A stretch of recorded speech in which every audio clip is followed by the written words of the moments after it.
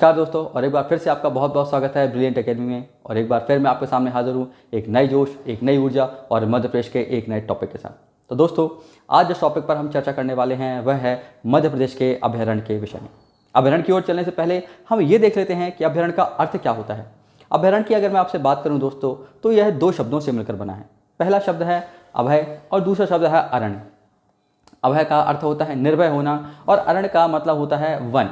अब इनको अगर जोड़कर आप देखें तो निर्भय होकर विचरण करना। अब ये विचरण है किसके लिए दोस्तों? वहाँ पर रहने वाले जीव जंतुओं के लिए, वहाँ पर रहने वाले पशुओं के लिए ये एक संरक्षित क्षेत्र का निर्माण किया जाता है और उसी संरक्षित क्षेत्र को आप अभयारण्य के नाम से जानते हैं। अब थोड़ी सी मैं बेसिक बात करूँ राष्ट्रीय उद्यान के संबंध में और अभयारण्य के विषय में, थोड़ा सा कंपेरिजन हम देखें। राष्ट्रीय उद्यान आप जानते हैं आरक्षित क्षेत्रों में इनकी स्थापना की जाती है तथा यहाँ पर नियम की बात करूँ बहुत ही कठोर होते हैं और यहाँ पर ना पशुचारण की, ना लकड़ी काटने की, ना किसी प्रकार के आवागमन की अनुमति होती है। यह पूर्णतः ही शासन के आधिपत्य में होता है, यानी कि पूर्णतः शासन के अधीन होता है। वहीं पर अभयारण्य की अगर मैं बात करूं आपसे, तो अभयारण्य में नियम थोड़े से शिथिल हो जाते हैं तथा यहाँ पर सरकार के अलावा किसी संस्था का भी हस्तक्षेप हो सकता है यदि सरकार चाहे तो। नियम की बात करें हम, यहाँ पर नियम में थोड़ी सी शिथिलता होती है तथा यहाँ पर लकड़ी काटने की, पशुचारण की तथा आवागमन की भी अनुमति कई बार मिल जाती है दोस्तों। तो ये तो दोस्तों बेसिक डिफरेंस हमने देखा राष्ट्रीय उद्यान एवं अभयारण्य के बीच में। बढ़ते हैं पहले अभयारण्य की ओर और जो है नौरादेही अभयारण्य। नौरादेही अभयारण्य के क्षेत्रफल की बात करूं मैं दोस्तों, तो इसका क्षेत्रफल है 1195 वर्ग किलोमीटर तथा इस क्षेत्रफल के साथ यह मध्य प्रदेश का सबसे बड़ा अभयारण्य है दोस्तों।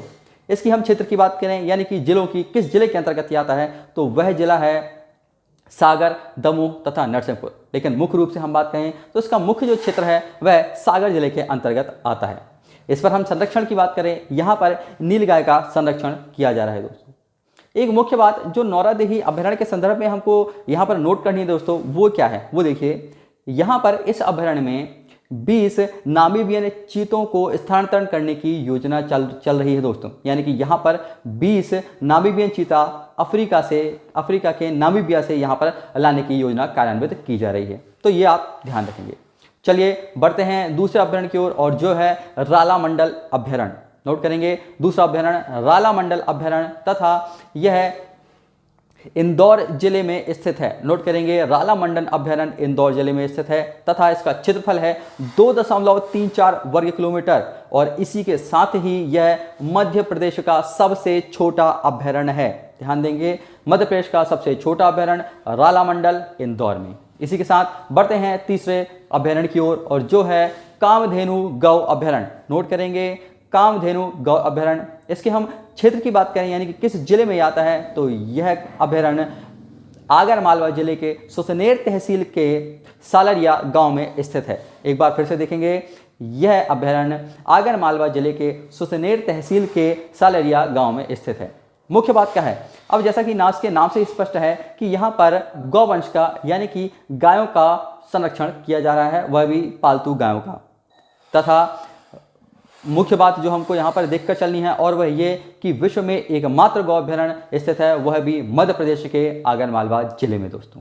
बढ़ते हैं चौथे अभयारण्य की ओर और जो है घाटीगांव अभयारण्य तथा घाटीगांव अभयारण्य ग्वालियर जिले में स्थित है दोस्तों। तथा यहाँ पर जिस वन्य जीव का संरक्षण किया जा रहा है वह वन्य जीव है सोन चिड़िया, या जिसको हम कहते हैं ग्रेट इंडियन बस्टर्ड। तो ध्यान देंगे, काफी इंपॉर्टेंट है और कई बार इससे प्रश्न आता है कि सोन चिड़िया का संरक्षण किस अभयारण्य में किया जा रहा है। इस वजह से बहुत ही महत्वपूर्ण हो जाता है।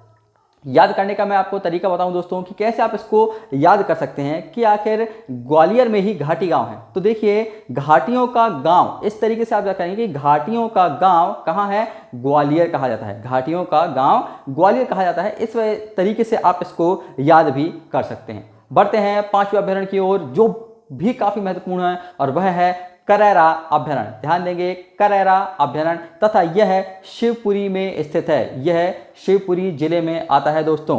अब यह क्यों इंपॉर्टेंट है वह देखेंगे, क्योंकि ये इस अभयारण्य में भी सोन चिड़िया का संरक्षण किया जा रहा है। जी हाँ, तो दो अभयारण्य आपने देखे जहां पर सोन चिड़िया का संरक्षण किया जा रहा है। पहला है घाटीगांव तथा दूसरा है करैरा। बढ़ते हैं अगले अभयारण्य की ओर और जो है कट्टीपाड़ा मयूर अभयारण्य। कट्टीपाड़ा मयूर अभयारण्य। जैसा कि आप नाम से ही देख पा रहे हैं, यहाँ पर मयूर यानी कि मोर का संरक्षण किया जा रहा है तथा जिस जिले में ये आता है उस जिले का नाम है अलीराजपुर। ध्यान देंगे, ये भी बहुत महत्वपूर्ण है। कट्टीपाड़ा अभयारण्य अलीराजपुर जिले में अवस्थित है दोस्तों। याद करने का तरीका देखिए, काफ़ी मज़ेदार ट्रिक है इसको याद करने की। अगर आपने बाहुबली मूवी देखी है तो बाहुबली में एक किरदार था कटप्पा। अब उस कटप्पा से आपको कट्टीपाड़ा शब्द को रिलेट करना है। अब देखिए यहाँ पर अलीराजपुर, अलीराजपुर से आप राजा शब्द को निकाल लीजिए। अब रिलेट करेंगे कि कटप्पा किसी न किसी राजा के अधीन ही तो था, तो कटप्पा अधीन था किसके? राजा के। तो यहाँ से आप कट्टीपाड़ा अलीराजपुर को रिलेट कर सकते हैं। बढ़ते हैं अगले अभयारण्य की ओर और जो है हमारा मयूर अभयारण्य। ध्यान देंगे, मयूर अभयारण्य नाम से ही स्पष्ट हो रहा है कि यहाँ पर भी मयूरों का संरक्षण किया जा रहा है तथा जिस जिले में यह स्थित है वह जिला है झाबुआ जिला। तो देखा हमने दोस्तों 2 अभयारण्य सोन चिड़िया के तथा 2 अभयारण्य मयूर के लिए। बढ़ते हैं 8वें अभयारण्य की ओर और जो है सरदारपुर अभयारण्य। ये भी काफ़ी महत्वपूर्ण है दोस्तों और इसको नोट करके चलना है आपको। सरदारपुर अभयारण्य धार जिले में स्थित है तथा यहाँ पर खरमौर पक्षी का संरक्षण किया जा रहा है। इसी वजह से ये इंपॉर्टेंट है और इससे प्रश्न भी कई बार एग्जाम में पूछे गए हैं। ठीक है, तो सरदारपुर अभयारण्य धार जिले में और संरक्षण हो रहा है यहाँ पर खरमौर पक्षी का। याद करने का तरीका मैं यहाँ पर आपको बता दूं दोस्तों कि कैसे आप इसको याद कर सकते हैं। अगर यहाँ से आप सरदार शब्द लें और यहाँ से आप धार शब्द को रिलेट करिए तो सरदार और धार कहीं ना कहीं ये एक तरीके के राइमिंग वर्ड्स हैं या कहीं ना कहीं तुकबंदी बनाते हैं। तो इस तरीके से आप इसको याद भी रख सकते हैं बहुत लंबे समय तक के लिए। बढ़ते हैं 9वें अभयारण्य की ओर और जो है सैलाना अभयारण्य। जी हाँ, नाम है इसका सैलाना अभयारण्य तथा यह रतलाम जिले में अवस्थित है और यहाँ पर भी खरमौर पक्षी का ही संरक्षण किया जा रहा है दोस्तों। तो 2 ऐसे अभयारण्य हैं जहां पर खरमौर पक्षी का संरक्षण किया जा रहा है, वह है सरदारपुर तथा दूसरा है सैलाना अभयारण्य। बढ़ते हैं 10वें अभयारण्य की ओर और जो है सुरमानिया अभयारण्य। जी हाँ, सुरमानिया अभयारण्य तथा यह खंडवा जिले में अवस्थित है। इससे जुड़ा हमको यही बस चीज़ याद रखनी है दोस्तों। अगला बढ़ते हैं 11वें अभयारण्य की ओर और जो है मानधाता अभयारण्य। मानधाता अभयारण्य अगर आप रिलेट कर पाएंगे दोस्तों, जलप्रपात के समय भी हमने मानधाता शब्द को देखा हुआ है और मानधाता जलप्रपात आपको पता है नर्मदा नदी पर खंडवा जिले में अवस्थित है। तो उसी प्रकार यह भी खंडवा जिले में ही आता है। तो खंडवा जिले में 2 अभयारण्य हमने पढ़े, पहला सुरमानिया अभयारण्य तथा दूसरा है मानधाता अभयारण्य। बात करते हैं अब हम 12वें अभयारण्य की और 12वां अभयारण्य जो हमको पढ़ना है दोस्तों वह है राष्ट्रीय चंबल घड़ियाल अभयारण्य। याद करेंगे, राष्ट्रीय चंबल घड़ियाल अभयारण्य दोस्तों तथा यह मुरैना जिले में अवस्थित है। अब आप इसको याद करने का तरीका देखें दोस्तों, जैसा कि आप पूर्व में भी जानते हैं नदियों के संबंध में कि चंबल नदी का जो क्षेत्र है वह भिंड मुरैना का क्षेत्र है और यह भी आप जानते हैं कि सर्वाधिक मृदा अपरदन प्रभावित जिला जो है वह मुरैना जिला ही है और चंबल नदी की वजह से ही है। तो यहाँ से आप इस चीज़ को रिलेट कर सकते हैं और याद भी रख सकते हैं। महत्वपूर्ण बात जो हमको यहाँ पर याद रखनी है वह ये कि इस चंबल घड़ियाल अभयारण्य में घड़ियालों का संरक्षण किया जा रहा है। काफ़ी इंपॉर्टेंट है क्योंकि 2 और जगह हैं जहाँ पर घड़ियालों का संरक्षण हो रहा है, वह इसके बाद हम पढ़ेंगे। तो याद रखेंगे घड़ियालों का यहाँ पर संरक्षण किया जा रहा है। बढ़ते हैं अगले अभयारण्य की ओर और जो है सोन नदी अभयारण्य। जी हाँ, सोन नदी अभयारण्य की बात करें तो जिस जिले में आता है वह आता है सीधी और शहडोल जिले के अंतर्गत तथा इसमें भी घड़ियालों का ही संरक्षण किया जा रहा है। ध्यान देंगे, यहाँ पर भी घड़ियालों का संरक्षण किया जा रहा है दोस्तों। चलिए इसको याद करने का तरीका देख सकते हैं आप कि सोन नदी है और सोन नदी कैसी बह रही है? सीधी सीधी बह रही है। तो सीधी और शहडोल जिले, यहाँ से आप इसको रिलेट कर सकते हैं। बात करते हैं अगले अभयारण्य की जो है केन अभयारण्य। जी हाँ, केन नदी अभयारण्य है अगला तथा यह छतरपुर जिले में अवस्थित है दोस्तों। एवं यहाँ पर जो महत्वपूर्ण बात नोट करनी है और वह यही कि यह भी घड़ियालों का संरक्षित क्षेत्र है दोस्तों। तो 3 अभयारण्य आपने देखे जहां पर कि घड़ियालों का संरक्षण किया जा रहा है। पहला है चंबल नदी अभयारण्य, दूसरा है सोन नदी अभयारण्य तथा तीसरा है केन नदी अभयारण्य। अगले अभयारण्य की बात मैं करूं तो अगला अभयारण्य है हमारा गांधी सागर अभयारण्य दोस्तों। और गांधी सागर को नाम देखते ही आपको मंदसौर जिले का नाम आ जाना चाहिए क्योंकि वहीं पर मंदसौर में गांधी सागर बांध भी निर्मित है दोस्तों। तो गांधी सागर अभयारण्य जो है यह मंदसौर जिले में स्थित है एवं यहाँ पर नील गायों का संरक्षण किया जा रहा है। बात करते हैं 16वें नंबर के अभयारण्य की दोस्तों, और 16वां नंबर का जो अभयारण्य हमको पढ़ना है वह है पनपठा अभयारण्य। ध्यान देंगे, पनपठा अभयारण्य, तथा यह पनपठा अभयारण्य शहडोल जिले में अवस्थित है। याद करेंगे, पनपठा अभयारण्य शहडोल जिला। याद करने का तरीका मैं आपको बता सकता हूँ, और थोड़ा सा देखिए आप यहाँ पर कि यदि आप किसी व्यक्ति या किसी स्थान को शह देते हैं तो वह स्थान या वह व्यक्ति पनप जाता है। तो शहडोल से आप शह शब्द को निकालिए और यहाँ से पनपठा से पनप शब्द को, तो दोनों को मिलाकर रिलेट कर सकते हैं आप। बढ़ते हैं अगले अभयारण्य की ओर, और जो है बोरी अभयारण्य। बोरी अभयारण्य के नाम से ही स्पष्ट है दोस्तों, जैसा कि मैं आपको पहले भी बता चुका हूं कि बोरी घाटी का जो क्षेत्र है, यह बोरी घाटी का क्षेत्र होशंगाबाद में अवस्थित है, यानी कि यह बोरी अभयारण्य भी होशंगाबाद जिले में ही अवस्थित होगा। और बोरी घाटी का क्षेत्र क्यों फेमस है ये मैं पहले भी आपको बता चुका हूँ। और बोरी घाटी का क्षेत्र सर्वोत्कृष्ट सागौन के वृक्षों के लिए फेमस है दोस्तों, तो इसी से आप इसको याद रखेंगे। बढ़ते हैं अगले अभयारण्य की ओर, और जो है गंगऊ अभयारण्य। अगला है गंगऊ अभयारण्य, तथा यह पन्ना जिले में अवस्थित है। गंगऊ अभयारण्य, पन्ना जिला। याद करेंगे, याद करने का तरीका देखिए, गंगऊ से आप बनाए शब्द गंगा और जिले से बनाए पन्ना, तो गंगा और पन्ना कहीं ना कहीं ये एक तरीके के राइमिंग वर्ड्स हैं या तुकबंदी शब्द हैं। इस तरीके से इसको आप याद रख सकते हैं। अगला बढ़ते हैं हम रानी दुर्गावती अभयारण्य की ओर। रानी दुर्गावती अभयारण्य, इनके नाम से स्पष्ट हो रहा है कि इनका क्षेत्र और आप पहले से भी विदित है, बुंदेलखंड का क्षेत्र है। तो इस अभयारण्य का जो जिला है वह जिला है दमोह तथा जबलपुर। मैक्सिमम हिस्सा जो इस अभयारण्य का है वह दमोह जिले के अंतर्गत आता है, तथा कुछ पार्टी और कुछ हिस्सा इसका जबलपुर जिले के हिस्से में भी आ जाता है दोस्तों।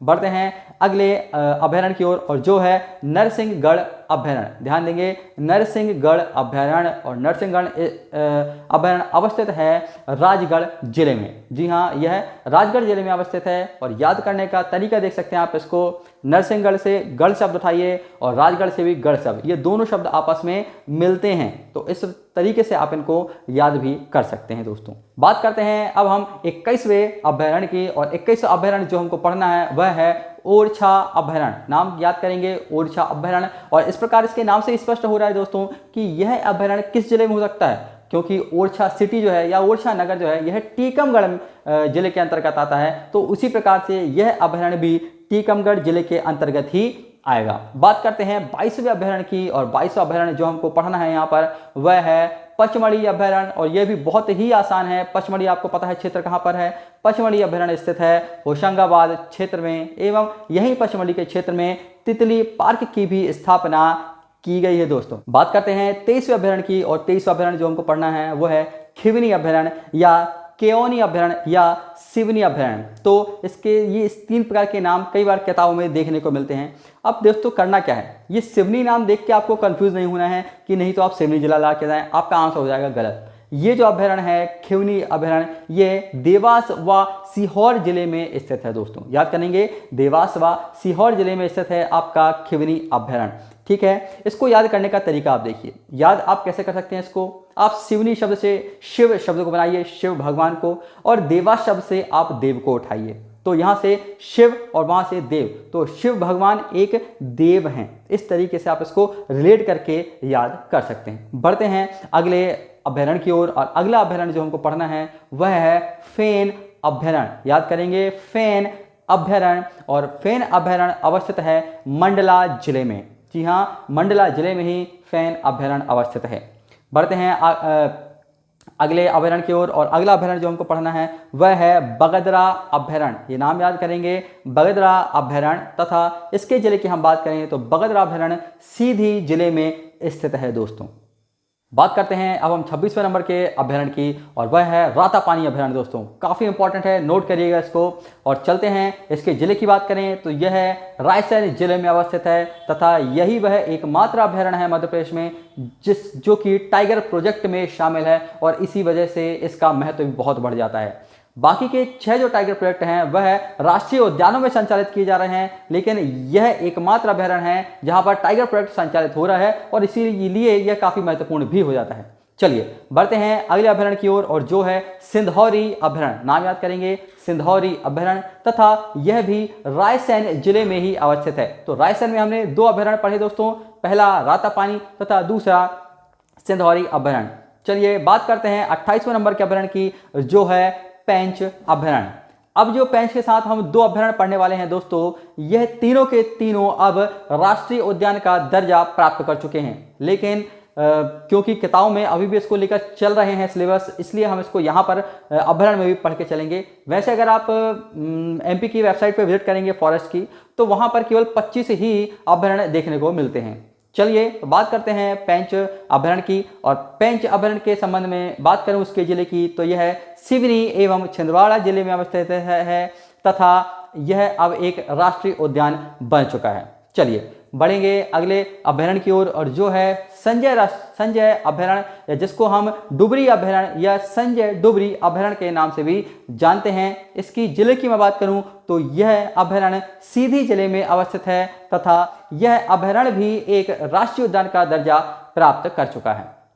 बात करते हैं 30वें नंबर के अभयारण्य की, और जो है कूनो पालपुर अभयारण्य। नाम याद करेंगे, कूनो पालपुर अभयारण्य, तथा यह अभयारण्य भी अब एक राष्ट्रीय उद्यान बन चुका है। एवं जिले की बात करूं तो यह श्योपुर जिले के अंतर्गत आता है। कूनो पालपुर अभयारण्य के संबंध में एक बात बहुत महत्वपूर्ण है, और वह नोट करनी है आपको कि यही वह अभयारण्य है जहां पर गिर राष्ट्रीय उद्यान गुजरात से एशियाई शेरों को स्थानांतरित किया जाएगा। जी हाँ, मध्य प्रदेश सरकार की योजना है कि इसी अभयारण्य में या इसी राष्ट्रीय उद्यान में एशियाई शेरों को गिर राष्ट्रीय उद्यान गुजरात से लाने की योजना कार्यान्वित की जा रही है। बढ़ते हैं अंतिम अभयारण्य की ओर, और जो कि है कालीभीत अभयारण्य, तथा यह अभी प्रस्तावित है। और एवं इसके स्थान की बात करूं तो यह बैतूल जिले में इसकी स्थापना होनी है दोस्तों।